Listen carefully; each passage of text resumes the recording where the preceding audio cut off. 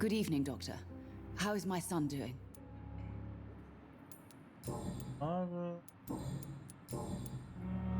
Vielleicht müssen wir jetzt einfach warten, oder? Goodbye, Mrs. Goswick. Doctor, as for me... Erstmal warten, bis er genesen ist. Good evening, Mr. Goswick. How are you? I'm okay. How painful is your throat, Mr. Goswick? So painful overall. Sieht gut I'll aus. let you get some rest then. Good evening, sir. Doctor. Sir Doktor, so gefällt mir das. Good evening, Mr. Fiddick. Good evening, Dr. Reed. Any news about my operation? Hier in London, da ist doch gar nichts Neues, ey. Goodbye for now, Mr. Fiddick. You always knew the words to calm the children, Helen. As for me, what a blundering idiot. Dr. Reed, may I help you? Meine Fragen über die Epidemie. What can you tell me about the epidemic, Nurse Crane? I've been out of touch since I've come back to England. Everyday folk don't know how bad it is. The papers certainly won't tell them. Not as long as the war is raging on, anyway. News on the front stated that the Spanish flu was under control, at least in Britain. It seemed to be for a while, but that was only last summer. It returned with a vengeance just over a month ago. Über die Patienten. What can you tell me about our patients here at Pembroke? This hospital was founded to help the East End poor and needy. But since the war and the quarantine, we've had all manner of folk. Can you be more specific? Well, veterans, the elderly, dock workers. We even have a few mental patients. If there's space, we take them. Fragen. Seit wann arbeiten Sie hier? For how long have you been working here, Nurse Crane? I first volunteered at the Pembroke in 1911, a few months after Dr. Swansea was appointed. And before you arrived here? If you must know, this was my first job. Sind Sie die Verantwortliche? Well, Dr. Swansea certainly has confidence in your abilities. Are you in charge of the nursing staff? Not in an official capacity, but the Pembroke doesn't always work above board, so to speak. Wie steht es um medizinische Leitlinien? What about medical protocols? Dr. Reed, we don't have the money and resources here at the Pembroke like they do in the West End. We do what we can. Plan? How is the duty roster organized? Everybody works until they can't. If there's time, they'll eat a meal and shed a silent tear. Alles irgendwie Turil. I'll see you later, Nurse Crane. Spielst mal einfach Turil manchmal an manchen Sachen. Überstunden schieben und so was, das, ist auch heute immer noch das Problem. Verlockung des Blutes. Bedenke, dass dir das Blut von Bürgern eine große Menge EP gewährt. So Bürger deine Brandstufe oder niedriger und das wählen sie es mit Bedacht aus. Nein, Spiel. Der Spiel einen verlocken will, dass man ja Bürger auslutscht. Will aber nicht.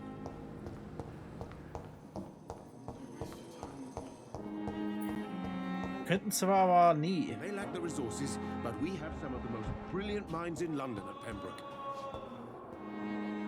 Good evening, Dr. Strickland. And good evening to you, Dr. Reed. Can I be of any help? Leben in London, das ist was Neues. Eine Kreuzaversion gegen moderne Methoden. What do you think of Dr. Ackroyd's aversion to modern medical methods? It's a shame he's so narrow-minded. Dr. Swansea taught me that science is about exploring uncharted territory. I'm convinced that's true. With the influenza and all that's going on, you should put your differences aside, don't you think? Why is it so difficult to work together? I believe that if Dr. Ackroyd had been the one to discover the transfusion process, he would be the first to recommend its use. So you believe it's just a question of jealousy and pride? Dr. Ackroyd is as proud as he is blinded by his obsolete concept of medical science. Die Fragen... Nee. Goodbye, Dr. Strickland. Ja, der Ackroyd, der ist halt ein Arsch. Diesen halt. Er ist einfach ein Arsch. I'm quite busy right now, Dr. Reed. London. Soll ich fragen? Aber gar nichts machen? Nichts Neues? Okay. Thank you for your time. We'll talk later.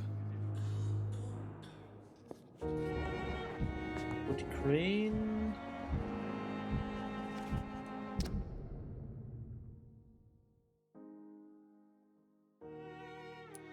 So ein Kreis.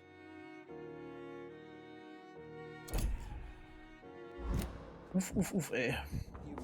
So ein bisschen wie Sims hier. Ohne Dating.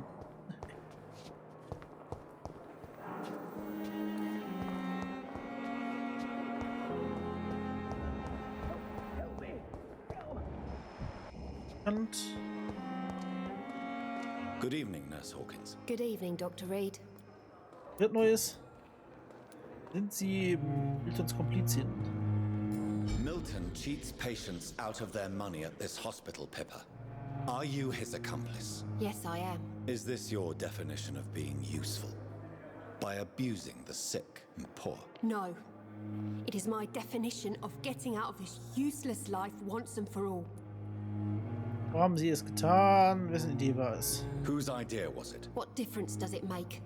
We did it together, and I'm guilty as charged. Answer my question. It was my idea first, even though Milton would say it was his, to protect me.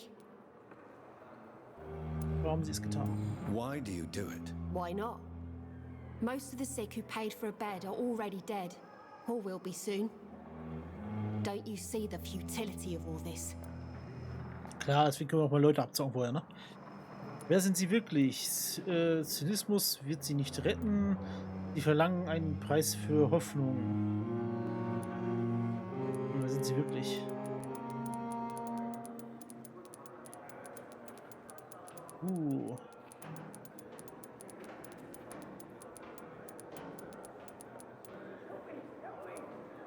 You put a price on hope. This goes against everything you swore to uphold as a nurse. Report me then, Dr. Reed. Report the little nurse and keep on lying about the surgical errors, the wrong dosages and diagnostics that we all covered for the sake of our colleagues.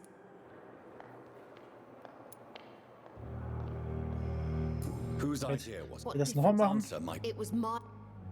Okay, nee, kann man nicht mehr machen. Ist klar. Kann man also nicht mehr machen. Goodbye, Nurse Hawkins.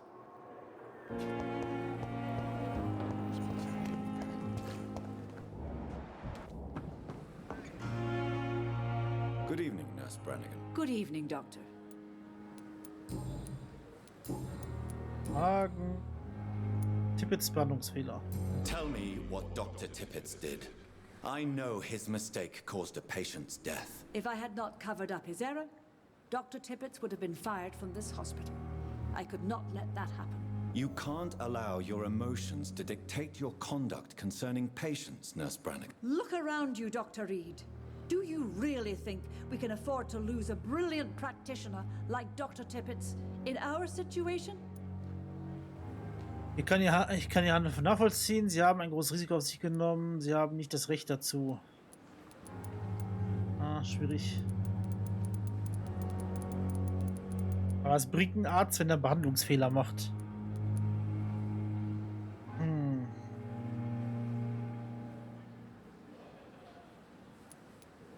Perhaps you did it with the best intentions, Nurse Brannigan, but you took a great risk. Must I remind you that a man died? You mean you've never made a mistake? Never covered your tracks? Come on, Doctor. I wasn't born yesterday. Gut. Goodbye, Nurse. Call me if you need assistance.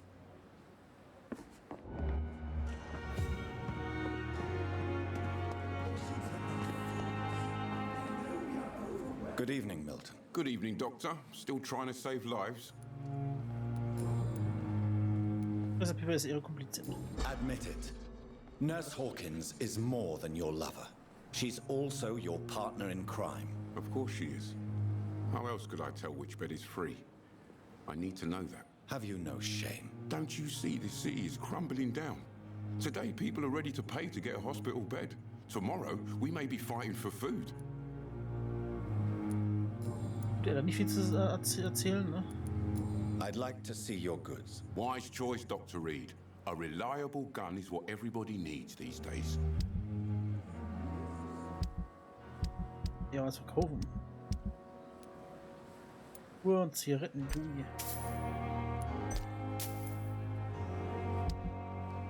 Die Kohle bringt das alles auch nicht.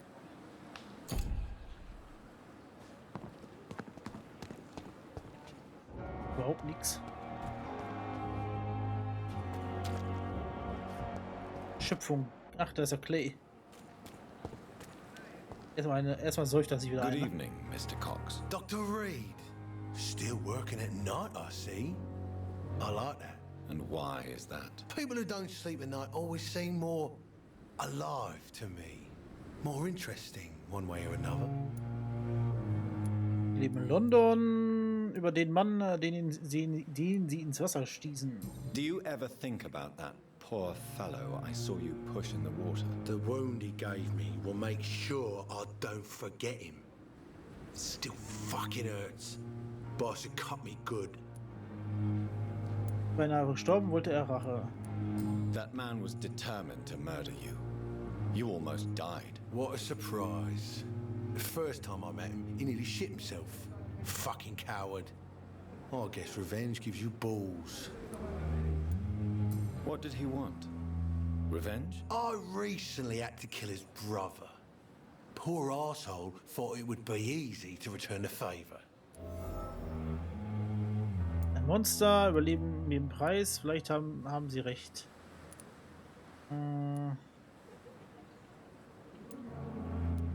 Only the strongest survive, then. Survival at all costs. Is that all you think about? I'm the toughest bastard you'll ever meet, Dr. Reed. And I don't give a fuck what you think of me. Gefällt es Ihnen in so einem Krankenhaus? How is your hospitalization going, Mr. Cox? This is a shitty place with shitty staff. But as long as I'm treated all right, I'll be fine. Sie bis an der Belegschaft auszusetzen. What's wrong with the Pembroke staff? That bastard you sent to bring me here, Milton. I thought he was going to break all my bones before I reached my bed. I see. Any other smart comments? The nurses aren't too ugly. Especially that foxy one, Nurse Crane. Pretty brunette, tough attitude, all like that. Was haben Sie am Krankenhaus auszusetzen? What's wrong with the hospital? Come on, Dr. Reed. The place is a dump. Smelly, sad, and dirty. But you're alive thanks to the efforts and dedication of the staff here, aren't you? What are you expecting, a medal? I thought that saving lives was just part of the job.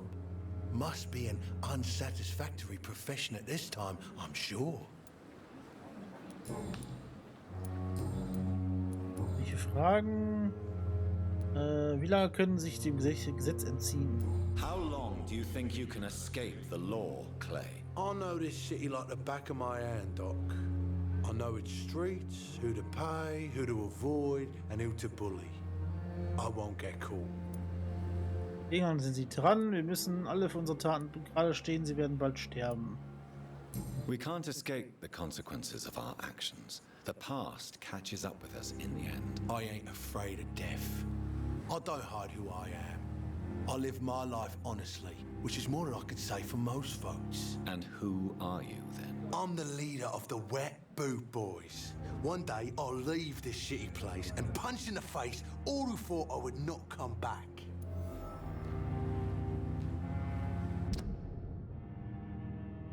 Er hatte den Bruder des Mannes umgebracht, der ihn umbringen wollte, klärt vor, nach seiner Genesung weiterhin der Anführer der Gegend zu sein.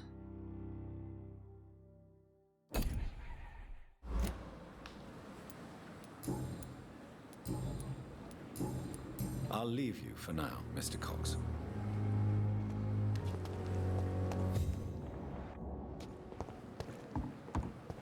The patients are not fools. We are overwhelmed by this horrifying epidemic. I've never seen so many. Good evening, Dr. Tippett. Dr. Reed, any good news to share? Nee. Über ihre Behandlungsfehler. Corin, I want you to tell me about Mr. Connor. How did he die? What happened? He was my patient. He died because of my mistake. That's the blunt truth. Wieso nicht kündigen? Wer war er? Who was this patient? I don't know. Some sick man from the docks, maybe a fisherman. I had no time to talk with him. No one claimed a body. Das war ein Fehler. What was the nature of the mistake? It was a twofold error. My diagnosis was wrong, and the administered dosage was too strong. Nicht kündigen. Why not stop practicing? Are you mad? I killed that man, I admit it, and it won't happen again. I have saved so many lives since then. Ja, schwierig. Gleich wie ein Grab. Wir leben in London. Ja komm, ganz ehrlich, die eine hat recht halt, die brauchen halt jeden Arzt, der hier ist, ne? So viele Ärzte haben sie ja anscheinend ja nicht. Ja, schwierig, ne? Okay.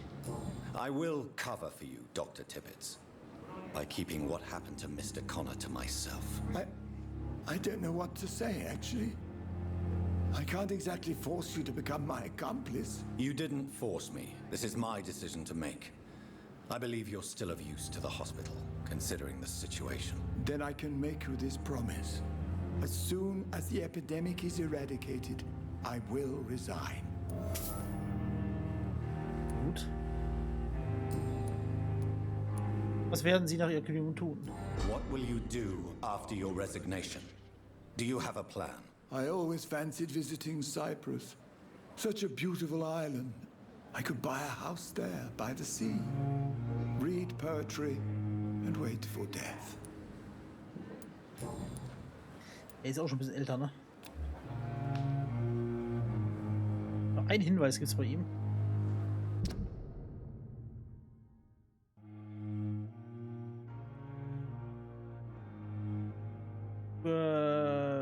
Koran wird kündigen, sobald die Epidemie beseitigt ist.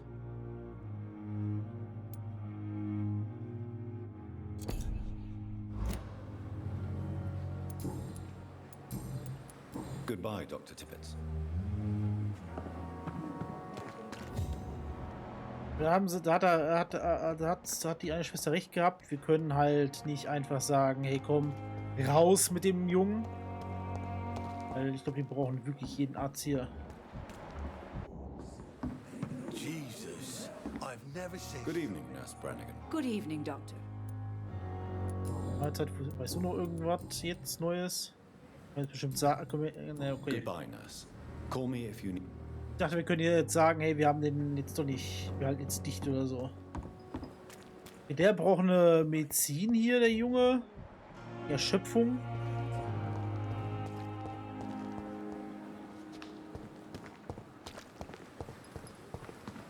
So viel Zeug aber gar nicht mehr. Daily routine. Gut. Good evening, Mr. Elwood. Evening, Dr. Reed. Fragen, auch nichts mehr. Goodbye for now, Mr. Elwood. Ciao. On every street corner. Hier sitzt eine drin, wo wir noch gar nicht reinkommen. I cannot enter. Hello again, Dr. Reed. I feel better already. Can I go soon? Fragen in London nix. Goodbye, Mr. Hampton. Damn. The pain. Hier. Hauptquest, sprich mit Edgar. Ja, wo du bist nach Edgar. Edgar hoch. Edgar Wallace hier. Kennt ihn nicht.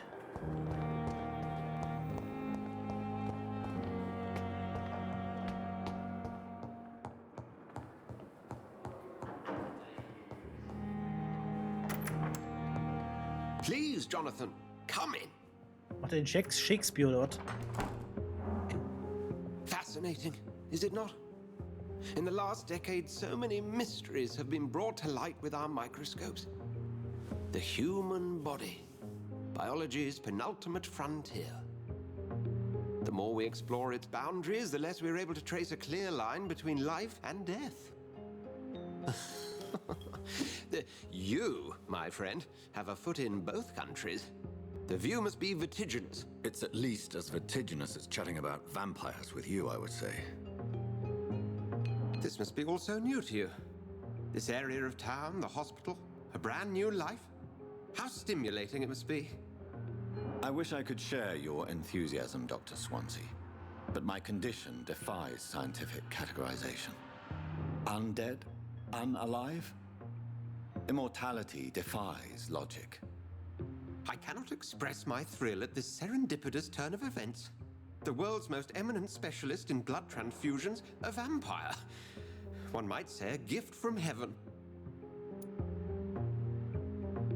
Ihre Wörter sind tröstlich, dies ist kein Geschenk. Ich bin ein lebendes Paradoxon. It may seem strange, but your words have brought me some comfort here. Forgive me. I've been an admirer of your work for a long time, and now you are so much more than a brilliant physician. And please, call me Edgar. Sie nicht entschuldigen, das ist nicht unterhaltsam, wir brauchen einander. Hi Kitsumi Cosplay und danke für den Raid und hallo an die 8 Zuschauer jetzt, ne? Jetzt richtig rechnen ab. Ganz schnell. Wir spielen hier ein bisschen Vampyr. Hi, hi. Er muss sich nicht entschuldigen, das ist unser Kollege. Edgar. There is no need to apologize, Edgar. You offered me sanctuary when I had none. Very well. I have a task for you, Jonathan. Something that will require all your newfound skills. Please, go on. The Pembroke only survives through the generosity of our benefactors. Unfortunately, our main donor has found herself in a bit of a bind. Now, if you could help her out... A spokesman or politician is what you need. That's not my calling. And until I come to understand what has happened to me, I require discretion. Discretion is in order, Jonathan. Lady Ashbury has recently received rather indelicate correspondence that, if revealed, would jeopardize her position. And you would like me to eradicate this threat? By the stole, of course not. I would just like you to pay her a visit. Her ladyship is certainly near the tents outside, tending the sick. You can't miss her. Look for someone impossibly delicate. Accepted. I'll see what kind of trouble Lady Ashbury is in. Haben wir doch schon. Was habt ihr so gemacht, Kitsumi?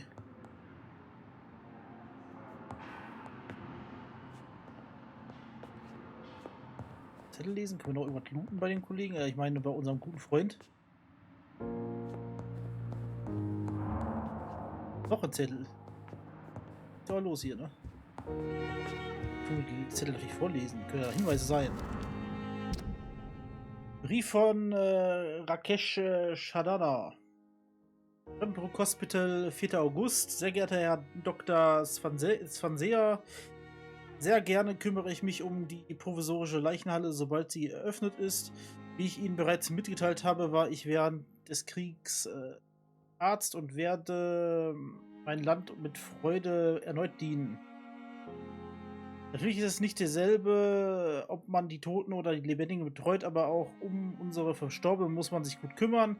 Seien Sie versichert, dass ich mein Bestes geben werde, um diese neue Aufgabe bestmöglich zu verrichten. Bezüglich meiner Qualifikation tut es mir leid, dass ich Ihnen nicht mehr als mein Ehrenwort geben kann. Ich schwöre Ihnen, dass mein Regiment mich während des Krieges zum Arzt ernannt hat und ich viele Leben gerettet habe. Wenn mein Wort nicht genügt, können Sie die Militärverwaltung kontaktieren, um meine Erfahrungen, Fähigkeiten und meine Fähigkeiten zu überprüfen. Sie wird Ihnen bestätigen, dass mich der Krieg gelehrt hat, was ein Arzt wirklich wissen muss, auch wenn ich nie Medizin studiert habe. Hochachtungsvoll, Rakesh Shadana, ehemaliger Arzt.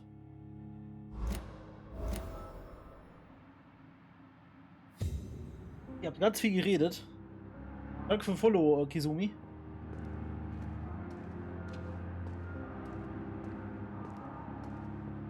Liebst das Spiel so sehr? Ich habe das heute zum ersten Mal, also ich spiele das ab heute zum ersten Mal. Warnbrief. Remburg Hospital, 25. Oktober. Sehr geehrter Dr. Swanseer, hiermit informiere ich Sie über meine starken Zweifel bezüglich Dr. Reo Strickland und dem Fall von Harvey Fiddick. M. Fiddick wurde nach einem schweren Arbeitsunfall eingeliefert. Wenn man ihn nicht angemessen behandelt, läuft er Gefahr, seinen Arm zu verlieren. Dr. Strickland behauptet, ein medizinischer Eingriff könnte den Arm des Mannes komplett heilen. Ich fürchte, dass Komplikationen ihn den Arm kosten könnten. Unser junger Kollege ist ein kühner, experimentierfreudiger Arzt, der in ein paar Jahren zu einem hervorragenden Experten reifen könnte. Doch noch fehlt ihm die Expertise, diese riskanten Behandlungen durchzuführen. Muss ich Sie an seine früheren Empfehlungen erinnern?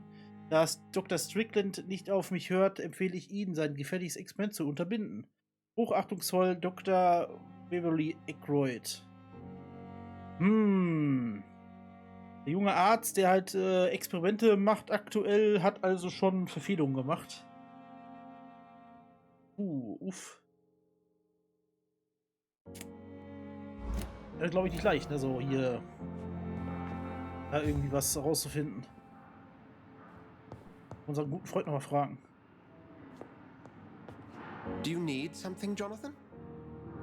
Also ein paar Hinweise wäre ganz gut. Ich habe Fragen. I have just a few questions. Then ask away. I'm at your service, Doctor. Über die Bruderschaft. You mentioned something about a secret society. A brotherhood, if I recall. Could you elaborate? Certainly. I've been a member of the Brotherhood of St. Paul's Stole for several years. We are pledged to monitor and report vampire activity in England as impartial scientific observers. Das erklärt ihre Streifzüge. Von mir. Glaubt, er fürchtet sich nicht vor uns, nee. That explains your nightly wanderings about the docks and the questions you ask. I feel it wasn't mere coincidence that led us to that part of town. There was something as yet unseen that set those chain of events in motion. Yet you don't fear me. And still, you know the monster that lurks beneath the civilized surface. The Brotherhood has studied your kind for centuries. We believe you are as supernatural as a lion is to a gazelle. Über das Krankenhaus. Since I'm the one working for you, what should I know about Pembroke Hospital? Well, for many years, we have been the only medical facility in this part of town that people can rely on. We support the community here, as well as provide health care. Wie ist die Lage? Where do we stand today? Oh, to be honest, we cope on a day-to-day basis. The first wave of the Spanish flu last summer took us by surprise. We lack many of the basic necessities needed. Was erwarten Sie von mir? What do you expect of me? What we need is hope. You were a soldier. This is a war. This white coat's still a uniform. We fight to help the poor, the sick of the East End, the forgotten. Über meinen Zustand. Since you seem quite the expert on vampires, what could you tell me about my condition and how it came about? As men of science, our first step is always to start with what we know. Forget the myths, the hackneyed scrawlings, and the penny dreadfuls. They do not scratch the surface of the truth you now find yourself in. Wird die Sonne mich auslöschen? The sun. The morning following my transformation. Its rays burned me. There was pain, smoke, and my skin blackened. You will find there is very little that can kill a vampire, my friend. You have been offered relative immortality. The sun will most certainly hurt you, leaving you weakened and damaged, but it will not destroy you. Muss ich töten? Must I take a life to live? You are a vampire. You feed, and blood is the sole sustenance that can sustain your immortal frame. and only a living creature contains the nourishment you require. Ey, dafür haben wir die Vampirjäger und so und die anderen Kollegen da, ne? Können wir doch auch aus zu chillen. William Bishop. The man we pursued and slew in the canning factory, William Bishop, I believe. Was he a vampire? He was a Skal, technically speaking. The debate rages as to their classification. Some think them a subspecies of vampire, others something else. Woher stammen Skulls? How do Skals come into existence? The name means slave. The etymology may indicate that they are a lesser species of vampire. From what I know, vampires tend to despise them. Macht der Name irgendwie Sinn? Unterschiede zu einem Skull? Just for clarity, what differences are there between myself and a Skal?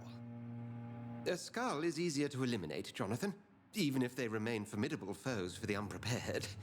Vampires... Now, vampires exist beyond the mortal realm. Ich hätte eher gedacht, dass die Skulls irgendwie wilder sind, so. Ne, wir sind ja halt so ein bisschen zivilisierter, wir können auch mit Leuten so reden. Die Skulls sind ja immer eher so, verhalten sich ja irgendwie eher so, als ob das voll die wilden Tiere sind. We'll see each other again soon, Edgar. Das wäre so der Unterschied. Dass die halt, naja, ein bisschen durcher sind als wir, ne? Also.